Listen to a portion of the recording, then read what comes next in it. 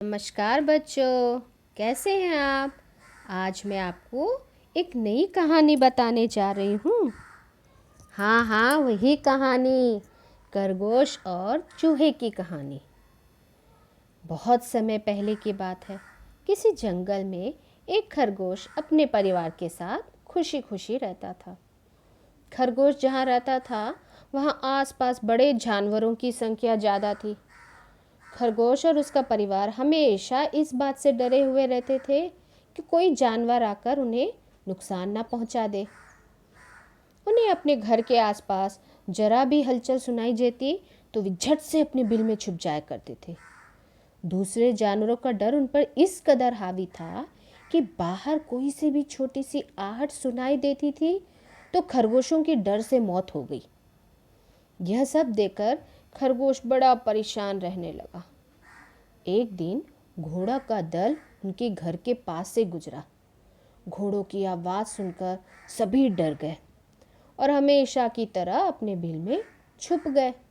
डर से पूरा दिन कोई बिल से बाहर खाने की तलाश में भी नहीं आया। अपने परिवार को इस हालत में देखकर खरगोश बेहद दुखी हुआ।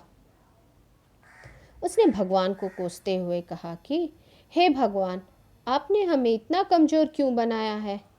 इस तरह जीने का क्या फ़ायदा है जिसमें हर दिन अपनी जान को लेकर डर और भयाबन रहता है। तभी सारे खरगोशों ने मिलकर फैसला किया कि हर समय डर और भय के चलते बिल में चुपकर रहने से अच्छा होगा कि सब मिलकर एक साथ अपना जीवन त्याग देते। सभी खरगोश इकट्ठे हुए और आत्महत्या करने के लिए एक नदी की ओर निकल गए। सही समय पर खरगोश और उसका पूरा परिवार नदी के पास पहुंचे। नदी के पास कई सारे चूहों के बिल थे। जब चूहों ने खरगोश को आते देखा तो वे सभी डर गए और इधर उधर भागने लगे। कुछ चूहे बिल में घुस गए तो कुछ नदी में गिर गए। चारों तरफ अफरा तफरी का माहौल था क्योंकि सारे चूहे खरगोश को देख करके डर रहे थे।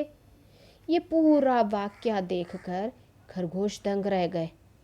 उन्हें इस बात का यकीन नहीं हो रहा था कि उन्हें देखकर भी किसी में दहशत हो सकती है, कोई उन्हें भी देखकर डरेगा।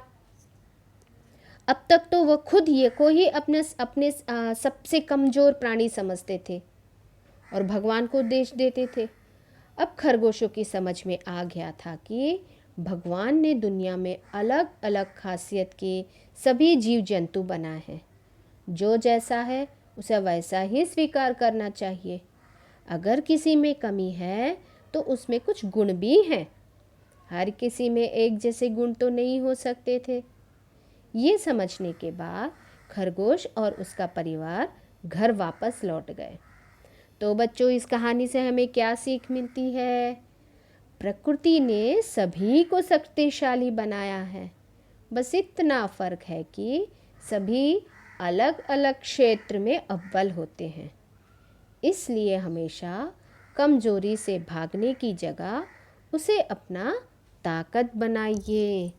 तो बच्चों, यह वाली कहानी हमारी यही समाप्त होती है। तो आप भी खरगोशों की तरह शक्तिशाली और दृढ़ निश्चय वाले बनिए। अगली बार नई कहानी के साथ मैं आपकी हिमा बिंदु आपके समक्ष फिर प्रस्तुत होंगी। धन्यवाद।